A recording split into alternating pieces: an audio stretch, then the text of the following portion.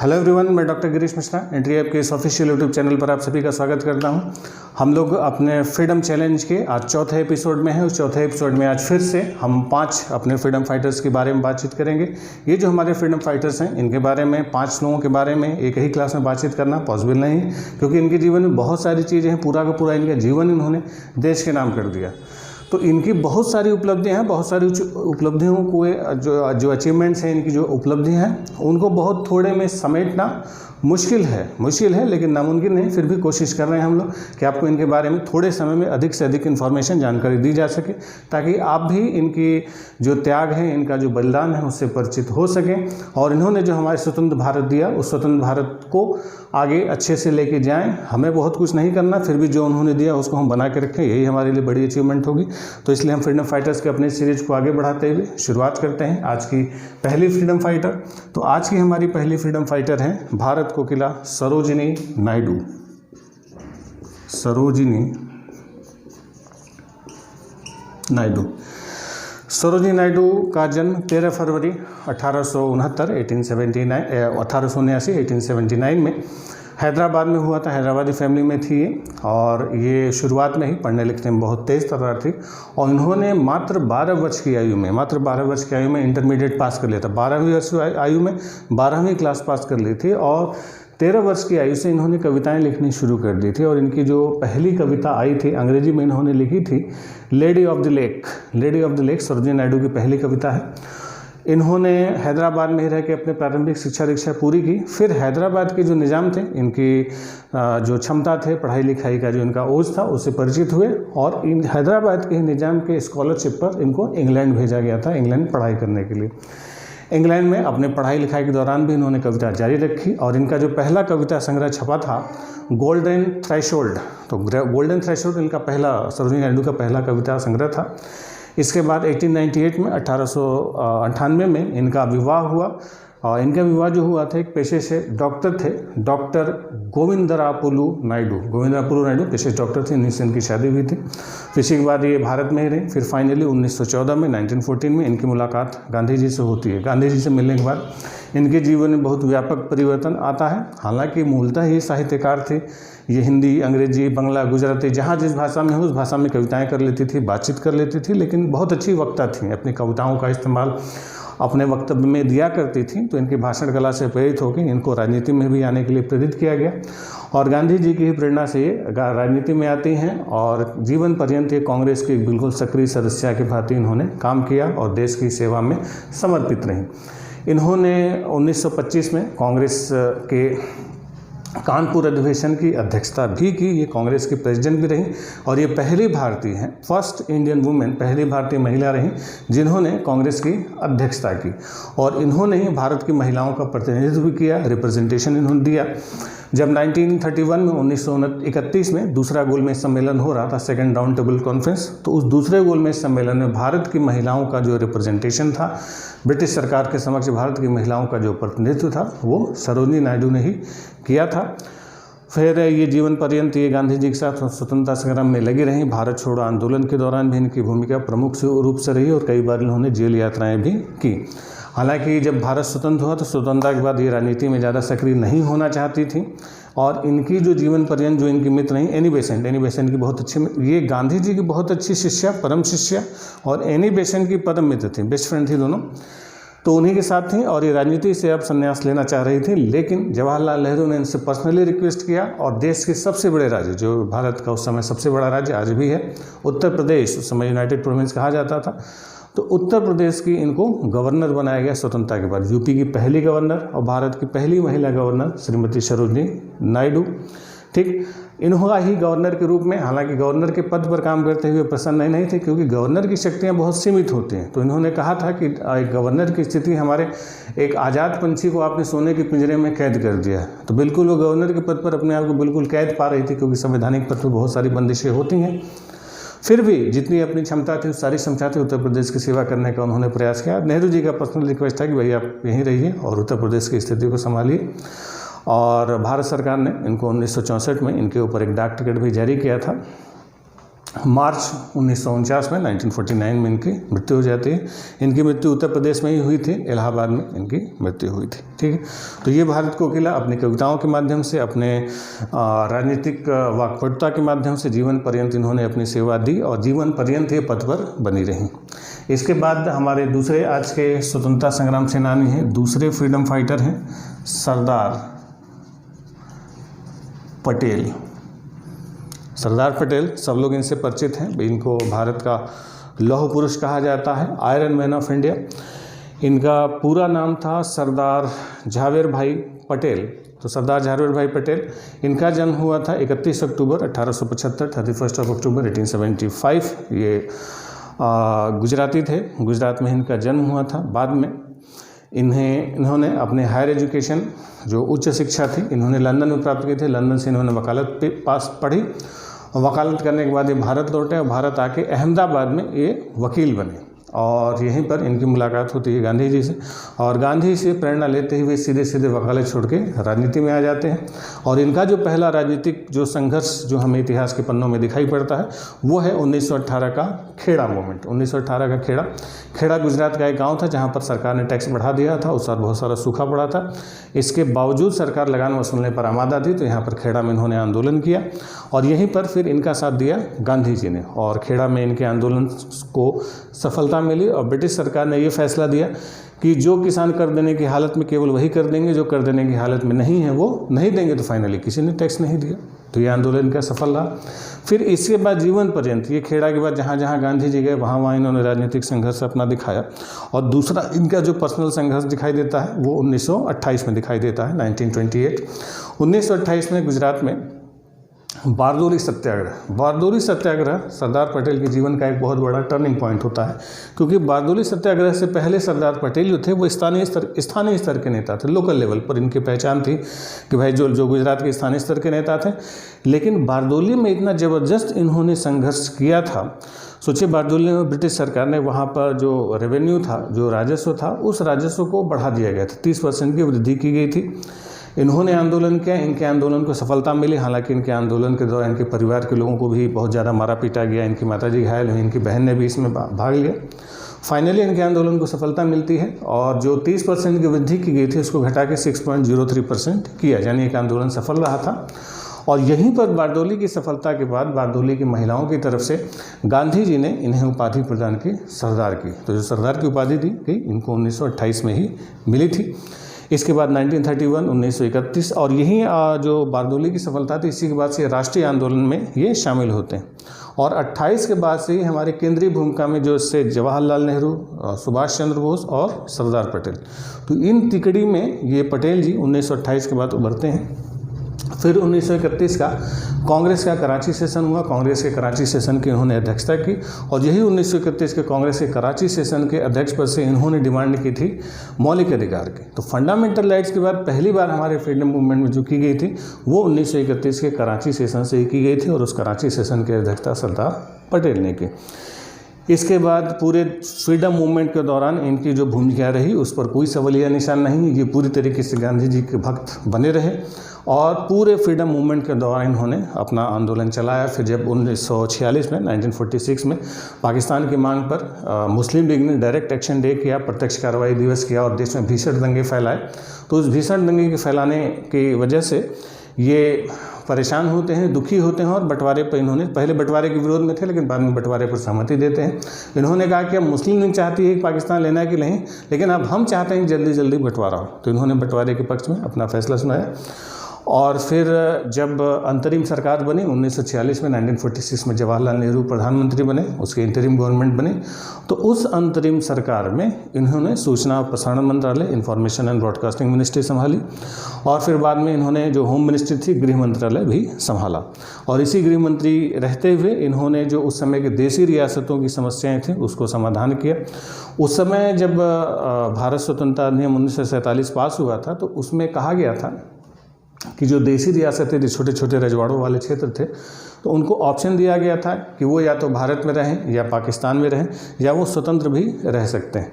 तो उस समय भारत में 562 देशी रियासतें थीं। कुल भारत के क्षेत्रफल का 40% हिस्सा केवल देशी रियासतों के भरोसे था। तो सरदार पटेल वीपी मेनन को लेकर पूरे देश का भ्रमण करते हैं। धीरे धीरे करके इन्होंने डरा के, धमका के, किसी को समझा के, बुझा के, जो जैसे माना वैसे उन्होंने भारत में अधिग्रहण करा लिया। लेकिन इनके लिए 2 चैलेंजेस बड़े रहे। 15 अगस्त 1947 तक 3 रियासतें थी जिन्होंने भारत के विलय में फैसला नहीं लिया। एक था जम्मू कश्मीर। जम्मू कश्मीर की समस्या को जवाहरलाल नेहरू ने टैकल किया। सरदार पटेल की उसमें कोई भूमिका नहीं थी, इसलिए मामला उलझा रहा। हैदराबाद का इशू था, तो हैदराबाद के लिए बहुत दबाव बनाने के बाद जब हैदराबाद का निजाम नहीं माना, तो यही सरदार पटेल के कहने पर 13 सितंबर 1948 को भारतीय सेना ऑपरेशन पोलो चलाती है और ऑपरेशन पोलो चला के हैदराबाद में एंट्री करते हैं और 5 दिन के अंदर निजाम पर कब्जा, पूरे हैदराबाद पर कब्जा कर लिया जाता है और 18 सितंबर को हैदराबाद का विलय कर लिया जाता है। और उस समय एक समस्या जूनागढ़ को भी थी, तो जूनागढ़ में पुलिस कार्रवाई की और पुलिस कार्रवाई करने के बाद वहाँ पर जन्म संग्रह कराया गया, रेफरेंडम करा के उन्होंने भारत में विलय किया। तो देशी रियासतों को भारत में विलय की ही इनकी जो भूमिका थी, इसी वजह से इनको भारत का लौह पुरुष कहा जाता है, आयरन मैन कहा जाता है, ठीक है। और भारत का बिस्मार्क भी इनको कहते हैं। तो बहुत ही बेजोड़ इन्होंने अपने कूटनीतिक डिप्लोमेटिक क्षमता का प्रदर्शन किया था, ठीक। चलिए, तो इनकी जो उपलब्धि, और जब भारत स्वतंत्र हुआ, स्वतंत्रता के बाद जो पहली सरकार बनी, तो उसमें इन्होंने डिप्टी प्राइम मिनिस्टर, उप प्रधानमंत्री और साथ ही साथ होम मिनिस्टर भी बने थे। तो भारत के पहले उप प्रधानमंत्री और पहले गृह मंत्री थे सरदार पटेल। इन्हीं के सम्मान में गुजरात में दुनिया की सबसे ऊंची मूर्ति जो सबसे ऊंची मूर्ति, टॉल स्टैचू, पूरे विश्व की सबसे ऊंची मूर्ति सरदार पटेल की ही बनाई गई है भारत में। ये इनको सच्ची श्रद्धांजलि दी गई। इसके बाद आज के हमारे तीसरे फ्रीडम फाइटर हैं भीमराव अंबेडकर। डॉक्टर भीमराव अंबेडकर, इनको डॉक्टर भी कहा जाता है, हालांकि डॉक्टर ये पेशे वाले डॉक्टर नहीं थे, रिसर्च वाले थे। तो इन्होंने पीएचडी की, डीएचडी की, कई सारे डीलिट थे। पढ़ने लिखने में मतलब डिग्री का कोई मतलब ही नहीं था इनके पास, बहुत सारी डिग्रियाँ थी। डॉक्टर भीमराव अंबेडकर का जन्म 14 अप्रैल 1891 में हुआ था। महाराष्ट्र में एक जगह है महो में इनका जन्म हुआ था। इनका जो पूरा नाम था भीमराव रामजी अंबेडकर था, ठीक है। ये विधि कानून के भी अच्छे जानकार थे। इन्होंने इकोनॉमिक्स में पीएचडी की थी और ये इकोनॉमिक्स, लॉ, पॉलिटिक्स, इन सारे विषयों से इन्होंने एमए भी किया था। कई सारे विषयों पर इन्होंने रिसर्च भी किया। इनके जीवन पर सबसे बड़ा जो असर रहा शुरुआती दौर में, ये इनके गुरुजी का था। इनके एक्चुअली जो गुरुजी थे कृष्णाजी केशव, तो कृष्णाजी केशव ब्राह्मण थे और इनका जो नाम था अंबेडकर, तो अंबेडकर नामकरण इन्होंने ही किया था, ठीक है। एक्चुअली आमबडे गांव से ये बिलोंग करते थे। तो उस समय क्या था कि गांव का नाम वहाँ पर कोंकण क्षेत्र में अपने नाम के साथ ये लोग जुड़ते थे, तो इसलिए उनका नाम उन्होंने अंबेडकर कर दिया और पूरा नाम रखा गया भीमराव अंबेडकर, ठीक है। ये जब कक्षा 5 में थे, बहुत छोटी उम्र में थे, तो कक्षा 5 में ही रहते हुए इनकी शादी कर दी गई थी, विवाह कर दिया गया था। और 7 नवंबर सन 1900 में पहली बार ये पहली कक्षा में इनका नाम लिखाया गया था स्कूल में। तो इसीलिए हर साल 7 नवंबर को महाराष्ट्र में विद्यार्थी दिवस मनाया जाता है, क्योंकि 7 नवंबर को ही पहली बार ये स्कूल गए थे। और फिर बाद में बॉम्बे यूनिवर्सिटी से इन्होंने ग्रेजुएशन अपना पूरा किया। फिर सयाजीराव गायकवाड़ थर्ड थे।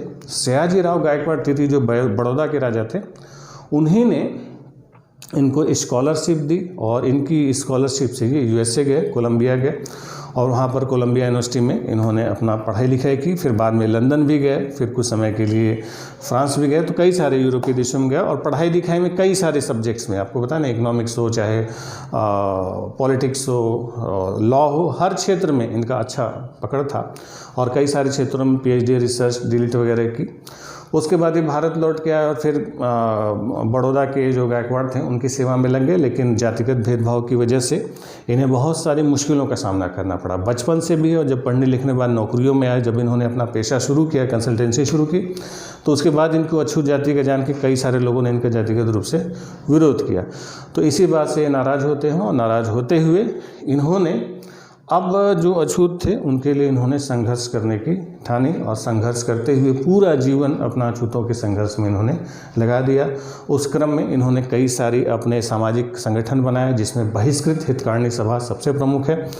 इसके अलावा इन्होंने डिप्रेस्ड क्लास एजुकेशनल सोसाइटी बनाई। ये डिप्रेस्ड क्लास एजुकेशनल सोसाइटी जो निम्न जाति के लोग थे, उनके एजुकेशन के लिए, उनकी शिक्षा दीक्षा के लिए इन्होंने बनाया था। इसके अलावा राजनीतिक रूप से भी ये काफ़ी सक्रिय रहे। इन्होंने शेड्यूल कास्ट फेडरेशन बनाया था, स्वतंत्र लेबर पार्टी बनाई थी, इंडियन रिपब्लिकन पार्टी बनाई, 2-3 राजनीतिक पार्टियों की भी स्थापना की और अपने आप को राजनीतिक रूप से काफ़ी मजबूत कर लिया। 1930 आते आते भारत की एक बहुत ही प्रमुख और बहुत बड़ी राजनीतिक शक्ति बन चुके थे डॉक्टर भीमराव अंबेडकर। और जब 1930, 31 और 32 तीनों राउंड टेबल कॉन्फ्रेंसेस हुए, गोलमेज सम्मेलन हुए, तो इन गोलमेज सम्मेलनों के दौरान ये लंदन पहुँचे और तीनों गोलमेज सम्मेलनों में अपनी उपस्थिति और अपनी समस्याएं और अपनी डिमांड्स को बहुत प्रखरता से रखा। इस क्रम में इनका गांधी जी से विरोध हुआ और इन्हीं भीमराव अंबेडकर की ही डिमांड पर दूसरे गोलमेज सम्मेलन के बाद अगस्त 1932 में ब्रिटिश सरकार ने डॉक्टर भीमराव अंबेडकर की डिमांड पर ही एक घोषणा पत्र जारी किया, एक डिक्लेरेशन जारी किया, जिसको कम्युनल अवार्ड कहा जाता है या सांप्रदायिक पंचायत कहा जाता है। इस कम्युनल अवार्ड या सांप्रदायिक पंचायत में ये जो अंबेडकर जी की डिमांड पर आया था, तो इसमें दलितों को हिंदुओं से अलग मान लिया गया था। इनका कहना था कि हिंदू समाज अब उत्थान दलितों को उनका हिस्सा नहीं दे सकता, इसलिए हमें अलग हो जाना चाहिए। तो जब दलितों को हिंदुओं से अलग किया तो इस बात का विरोध किया गांधी जी ने। गांधी जी उस समय जेल में थे, पूना जेल से उन्होंने आमरण अनशन शुरू कर दिया और कहा कि जब तक ये दलितों को हिंदुओं से, पहले मुसलमानों को हिंदुओं से अलग किया गया, अब दलितों को हिंदुओं से अलग किया जा रहा है, ये हम नहीं मानेंगे। तो इस बात पर गांधी जी ने आमरण अनशन कर दिया। जब आमरण अनशन गांधी जी ने किया तो इसका अंबेडकर जी के ऊपर कोई फर्क नहीं पड़ा। उन्होंने कहा कि अगर गांधी जी की मृत्यु हो भी जाती है तो हो जाए, कोई फर्क नहीं पड़ता है। भारत में बहुत सारे लोग आए, बहुत सारे लोग गए, किसी के मरने आने जाने से हम एक आदमी के जीवन पर, हम दलितों के जीवन के पूरी डिमांड्स को हम न्यौछावर नहीं कर सकते। तो बिल्कुल झुकने को तैयार नहीं था। उनका कहना था कि मुसलमानों के लिए आप मुसलमानों को जब हिंदुओं से अलग किया तब गांधी जी ने कुछ नहीं कहा, सिखों को हिंदुओं से अलग किया तब गांधी जी ने कुछ नहीं किया, अब दलितों को अलग किया जा रहा है तो भी गांधी जी को चिंता क्यों हो रही। तो इस बात को लेके बहुत गहरे मतभेद थे इनके गांधी जी को लेके। गांधी जी का कहना था कि हम लोग मिलजुल के काम करें और सामाजिक भेदभाव को कम करने की कोशिश करें। इनका कहना था कि सामाजिक भेदभाव कम नहीं हो सकता, भारत का जो समाज है इतना सड़ चुका है कि दलितों को उनका हिस्सा अलग होके ही मिलेगा। दोनों लोग अड़े हुए थे, फाइनली बीच बचाव किया M.A. जयकर, तेज बहादुर सप्रू और मदन मोहन मालवीय वगैरह ने, और इन लोगों ने मिलकर एक पूना पैक्ट किया, पूना समझौता किया 26 सितंबर 1932 को। यर्दा जेल में पुणे में किया गया था। ये अंबेडकर जी को जेल में लेके गए थे ये लोग और गांधी जी के साथ समझौता कराया, गांधी जी की अनशन तोड़वाया गया और जो सेपरेट इलेक्टोरल था, दलितों के लिए पृथक निर्वाचन था, उसको समाप्त कराया गया और कहा कि दलितों को रिजर्व सीटें जो है, आरक्षित सीटें कुछ ज़्यादा मिलेंगी, नौकरियों में आरक्षण मिलेगा। तो वही आरक्षण इन्होंने दिलाया। तो दलितों के लिए जो आरक्षण का जो संघर्ष था वो सबसे ज़्यादा इन्हीं का था, डॉक्टर भीमराव अंबेडकर का ही था। राजनीतिक रूप से कई सारे कदम इनके गलत भी माने जाते हैं, क्योंकि जब 1939 में कांग्रेस ने जब अपनी सत्ता से रिजाइन किया था वर्ल्ड वार की वजह से, तो इन्होंने धन्यवाद दिवस मनाया था, थैंक्सगिविंग डे मनाया था। और जब भारत छोड़ो आंदोलन चला, क्विट इंडिया मूवमेंट चला, तो भारत छोड़ो आंदोलन का भी इन्होंने विरोध किया था। ये भारत छोड़ो आंदोलन के समर्थन में नहीं थे। तो कई सारे मौक़ों पर राष्ट्रीय आंदोलन के विरोध में भी डॉक्टर भीमराव अंबेडकर गए और कुछ मौक़ों पर इन्होंने मुस्लिम लीग से भी सहयोग किया। हालांकि मुस्लिम लीग से सहयोग इनका स्थायी नहीं था, लेकिन कुछ जगहों पर मुस्लिम लीग का सपोर्ट भी इन्होंने किया। जैसे कांग्रेस ने जब रिजाइन किया तब मुस्लिम लीग के साथ ही मिले, या 1942 के भारत छोड़ो में भी ये मुस्लिम लीग के ही सपोर्ट में थे, मुस्लिम लीग के ही समर्थन में ये थे। क्लियर। लेकिन जब भारत के संविधान की बारी आई, संविधान बनाने की बारी आई, तो जब कॉन्स्टिट्यूएंट असेंबली बनी, संविधान सभा बनी, तो संविधान सभा में इन्होंने अपनी बहुत मजबूत उपस्थिति दर्ज कराई और इन्हें ही हमारे संविधान को बनाने की सबसे महत्वपूर्ण जिम्मेदारी दी गई थी। और संविधान सभा में इनको एक ड्राफ्टिंग कमेटी बनी थी। ड्राफ्ट का मतलब होता है कि संविधान का एक लेआउट बनाना था, मोटा मोटी खाका खींचना था। तो कॉन्स्टिट्यूशन की ड्राफ्टिंग कमेटी का मेंबर और चेयरमैन, ड्राफ्टिंग कमेटी में 7 सदस्य थे, तो उसके चेयरमैन भीमराव अंबेडकर थे। तो संविधान का पूरा ड्राफ्ट जो था वो इन्होंने ही तैयार किया था। लेकिन संविधान में इनके हिसाब से बहुत सारी बातें नहीं हुई। 1956 तक आते आते ये इतने दुखी हो चुके थे। पहले इन्होंने कांग्रेस से रिजाइन किया, फिर 1956 में इन्होंने हिंदू धर्म त्याग दिया और हिंदू धर्म को त्याग के बौद्ध बन गए थे। बौद्ध धर्म को इन्होंने अपने बहुत सारे अनुयायियों के साथ बौद्ध धर्म स्वीकार किया। इनका कहना था कि हिंदू समाज इतना सड़ चुका है कि अब उसको सुधारना संभव नहीं होगा, तो इसीलिए उन्होंने बौद्ध धर्म स्वीकार कर लिया और हिंदू धर्म की जो पारंपरिक जो किताबें थीं, जैसे मनुस्मृति वगैरह थी, उसको जलाने का भी ये पर पब्लिकली उसको जलाया करते थे। ठीक है, ताकि लोगों के अंदर जाति प्रथा की जो समस्याएं हैं, जो जड़ है, उसको ख़त्म किया जा सके। फाइनली बीमार होकर 1956 में इन्होंने बौद्ध धर्म स्वीकार किया और 6 दिसंबर 1956 में ही इनकी मृत्यु हो गई थी। ठीक है, भारत सरकार ने इनको भी सम्मानित किया और इनको भी भारत रत्न पुरस्कार मिलता है 1990 में। चलिए, तो आज के चौथे हमारे फ्रीडम फाइटर हैं, चौथे स्वतंत्रता संग्राम सेनानी हैं जेपी, पूरा नाम था जयप्रकाश नारायण। तो ये जो जेपी या जयप्रकाश नारायण थे, ये हमारे स्वतंत्रता संग्राम के बाद की पीढ़ी के थे। इनको लोक नायक कहा जाता था, लोक नायक जयप्रकाश नारायण। इनका जो जन्म हुआ था वो 11 अक्टूबर 1902 बलिया में हुआ था। बलिया में इनका जन्म हुआ था, बलिया, इसको बागी बलिया भी कहा जाता है।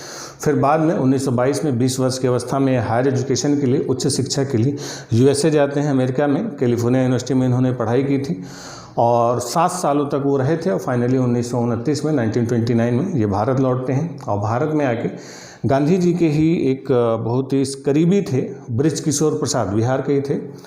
तो बृज किशोर प्रसाद की बेटी से इन्होंने शादी की थी। इनकी जो वाइफ थी वो गांधी जी के करीबी बृज किशोर प्रसाद की बेटी थी। बाद में वो गांधी जी के जो आश्रम था, सत्याग्रह आश्रम में वो रही थी इनकी पत्नी।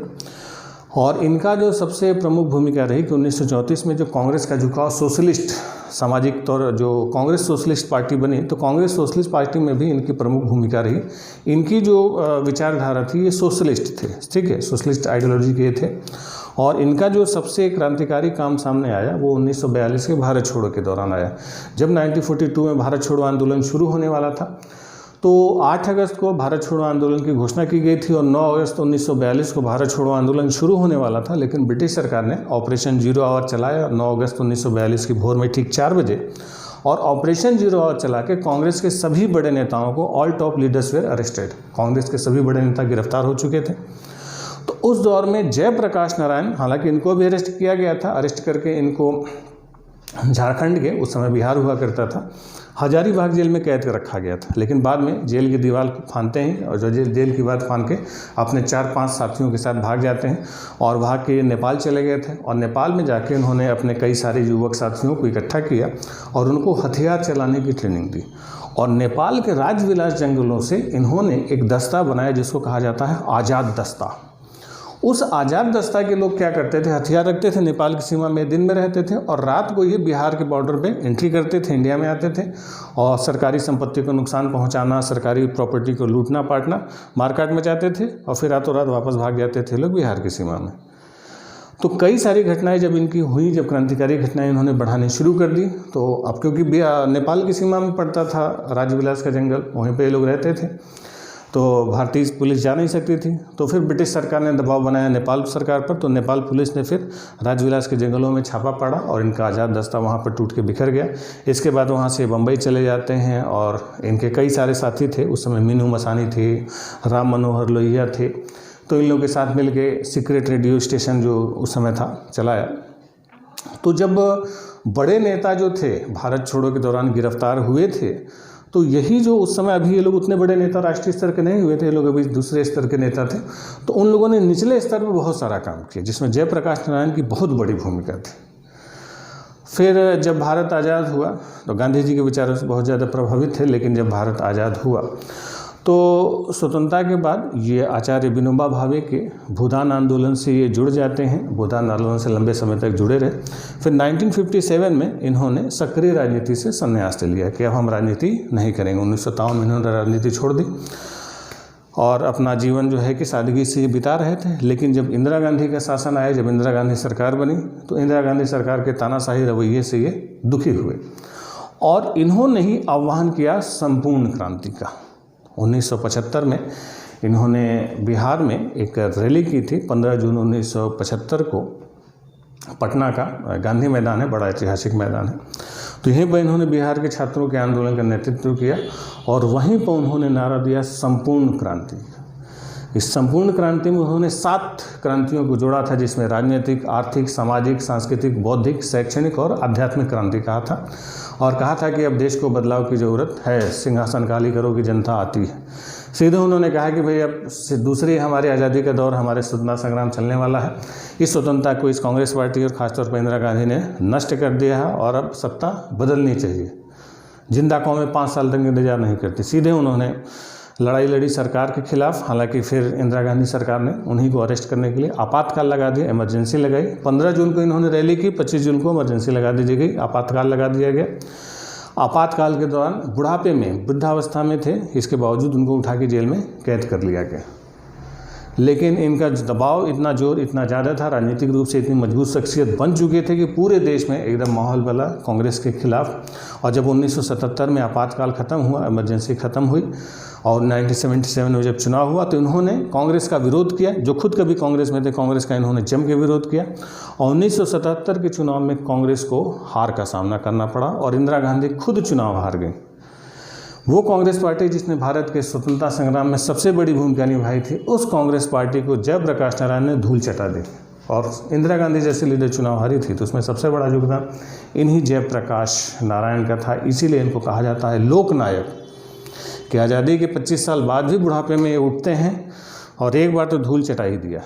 फिर बाद में बीमारी की हालत में 8 अक्टूबर 1979 में पटना में इनकी घर पर ही मृत्यु हो जाती है। इनको 1965 में, 1965 में रेमन मैग्सेसे पुरस्कार दिया गया और 1999 में, 1999 में भारत सरकार ने भारत रत्न पुरस्कार भी दिया था। तो ये हमारे के आज के चौथे स्वतंत्रता संग्राम सेनानी लोकनायक जयप्रकाश नारायण। 5वें हमारे फ्रीडम फाइटर ऐसे हैं जिनके बारे में बहुत सारी जानकारियाँ आपको होती हैं, जो हैं हमारे महात्मा गांधी। महात्मा गांधी के बारे में बहुत सारी इन्फॉर्मेशन आपके पास होती है भी, फिर भी हम थोड़ा सा आपको बताते हैं। महात्मा गांधी का जन्म 2 अक्टूबर 1869 में हुआ था, पोरबंदर में। पिताजी का नाम करमचंद गांधी, माताजी का नाम पुतलीबाई था। फिर बाद में ये क्योंकि दीवान फैमिली से थे, अच्छे परिवार से थे, फिर इनको शिक्षा दीक्षा के लिए 1888 में, 1888 में इनके पिताजी ने लंदन भेजा। लंदन में कानून की पढ़ाई पढ़ने के लिए, बैरिस्टर बनने के लिए भेजा था। वहाँ पर कानून की पढ़ाई पढ़ते हैं, कानून की पढ़ाई पढ़ के भारत लौटते हैं बैरिस्टर बन के। जैसे आज वकील होते हैं तो उसमें वकीलों को बैरिस्टर कहा जाता है। बैरिस्टरी की पढ़ाई पढ़ के भारत लौटते हैं। भारत लौटने के बाद इन्होंने वकालत की, लेकिन वकालत उनकी उतनी अच्छी नहीं चल रही थी। उसी समय एक अफ्रीकी व्यापारी थे दादा अब्दुल्ला, उनको अपने फर्म के लिए एक वकील की तलाश थी। दादा अब्दुल्ला के साथ ये 1893 में, 1893 में दक्षिण अफ्रीका का सफ़र शुरू करते हैं। दक्षिण अफ्रीका पहुंचते हैं और वहीं पर 7 जून 1893 को इन्हें डरबन से प्रिटोरिया जाना था, लेकिन रास्ते में एक स्टेशन पड़ता है पीटर मैरिट्सबर्ग स्टेशन।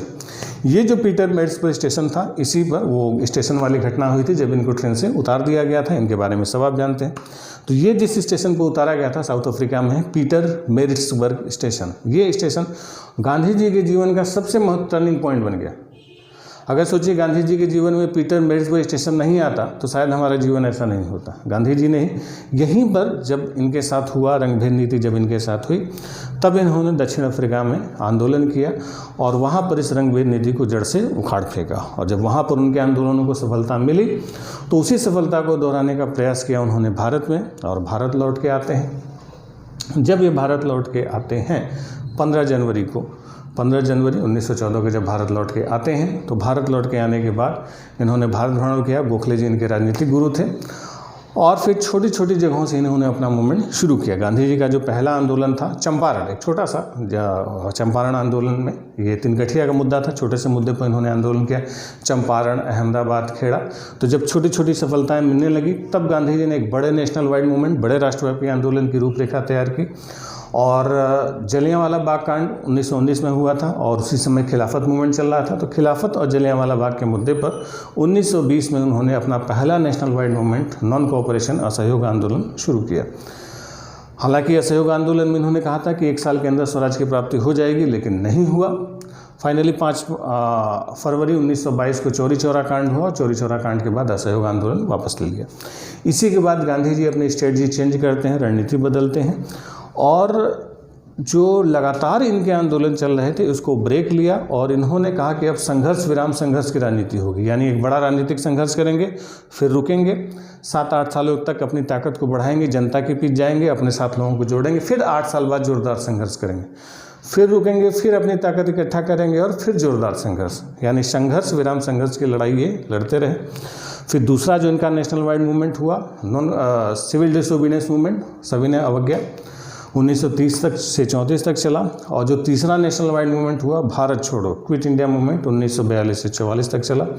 ये भारत छोड़ो मूवमेंट इतना तेज़ी से चला था, इसको अगस्त क्रांति भी कहा जाता है। और इसी भारत छोड़ो आंदोलन की भारत की स्वतंत्रता में एक बहुत महत्वपूर्ण भूमिका आती है। अब तक गांधी जी भारत की जनता को राजनीतिक रूप से ट्रेंड कर चुके थे और राजनीतिक रूप से जागरूकता फैला चुके थे। तो इसी भारत छोड़ो का असर था कि जब द्वितीय विश्व युद्ध के बाद ब्रिटेन हालांकि सेकेंड वर्ल्ड वार जीत गया था, लेकिन अब भारत की परिस्थितियाँ उसको बदली समझ में आ रही थी। क्योंकि पहले था कि नेता वगैरह होते थे, नेता को गिरफ्तार कर लिया, पब्लिक शांत होगी, राजा को हरा दिया, जनता शांत। लेकिन अब न नेता थे न राजा महाराजा थे, अब पब्लिक मूवमेंट चला रही थी। तो गांधी जी की सबसे बड़ी सफलता यही थी कि उन्होंने जनता के अंदर राजनीतिक चेतना भर दी थी, जनता कैसे संघर्ष करेगी। इसी से ब्रिटिश सरकार को डर लगा और फाइनली 1947 में भारत आज़ाद होता है।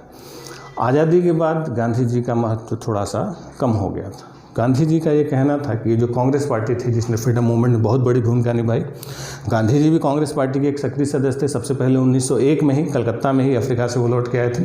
1901 के ही कांग्रेस सेशन से उन्होंने पार्टिसिपेट करना शुरू किया और 1924 के बेलगांव सेशन की अध्यक्षता भी की। लेकिन गांधी जी का ये कहना था कि ये कांग्रेस पार्टी जो देश की स्वतंत्रता संग्राम के लिए बनी थी, इसने देश को आज़ाद करा दिया, तो स्वतंत्रता के बाद कांग्रेस को भंग कर देना चाहिए। Congress must be dissolve. Congress भंग हो जाएगी, देश की समस्या का समाधान हो जाएगा। क्योंकि अगर कांग्रेस भंग नहीं होती तो स्वतंत्रता के बाद यही कांग्रेस पार्टी जिसने देश की स्वतंत्रता संग्राम में सबसे बड़ी भूमिका निभाई, सबसे ज़्यादा त्याग किया, ये अपने त्याग की कीमत वसूलेंगे। इसके नेता अब काम नहीं करेंगे, केवल यही जनता को बताएंगे कि हमने आज़ादी दिलाई है, हमें वोट दो। तो गांधी जी चाहते थे, गांधी जी ने कहा था कि स्वतंत्रता के बाद कांग्रेस को भंग कर देना चाहिए। लेकिन स्वतंत्रता के बाद गांधी जी की अब कोई ज़रूरत नहीं बची थी देश को। गांधी जी अप्रासंगिक हो गए थे, उनकी कोई सुनता नहीं था। अगर उनकी सुनती तो आज कांग्रेस होती ही नहीं और देश की ये दशा नहीं होती, क्योंकि फिर नए सिरे से सारा चीज़ होता। कांग्रेस पार्टी चुनाव जीतती गई केवल इस बात पर कि फ्रीडम मूवमेंट में उनका योगदान रहा। और फाइनली पाकिस्तान की मांग का समर्थन करने के बदले में 30 जून 1948 को उनको गोली मार दी गई और उसी दिन शहीद दिवस मनाया जाता है। खैर, तो गांधी जी के बारे में जितनी बातें कम की है वो कम है। उनकी जो अपनी बायोग्राफी है, अपना जो उनका ऑटोबायोग्राफी है, आत्मकथा माई एक्सपीरियंस विद ट्रुथ, सत्य के प्रयोग, इसमें गांधी जी के बारे में बहुत सारे विचार मिलते हैं। चलिए खैर, अब बहुत सारी चीज़ों को बहुत कम समय से बैठना संभव नहीं है, फिर भी जितना हो सका आपको बताने का प्रयास किया। ये हमारे आज के 5 स्वतंत्रता संग्राम सेनानी थे। अगली और आखिरी जो हमारी क्लास होगी उसमें हम लोग क्रांतिकारियों की बात करेंगे। अब तक ये लोग जो थे राजनीतिक आंदोलनकारी थे, तो राजनीतिक आंदोलनकारियों के साथ साथ क्रांतिकारियों की भी बड़ी भूमिका थी, जिन्होंने हथियार उठा के देश को आज़ाद कराने की कोशिश की। तो हथियार उठा के जिन्होंने देश को आज़ाद कराने की कोशिश की वो कौन से लोग थे, जो प्रमुख लोग थे, उनका क्या योगदान रहा, उसके बारे में चर्चा करते हैं हम लोग कल की क्लास में। तो आज के लिए इतना ही। उम्मीद है आपको ये चीज़ें समझ में आई होंगी। बने रहे हमारे साथ इस फ्रीडम चैलेंज के साथ। ये फ्रीडम चैलेंज आपको बहुत कुछ दे के जाने वाला है। Thank you.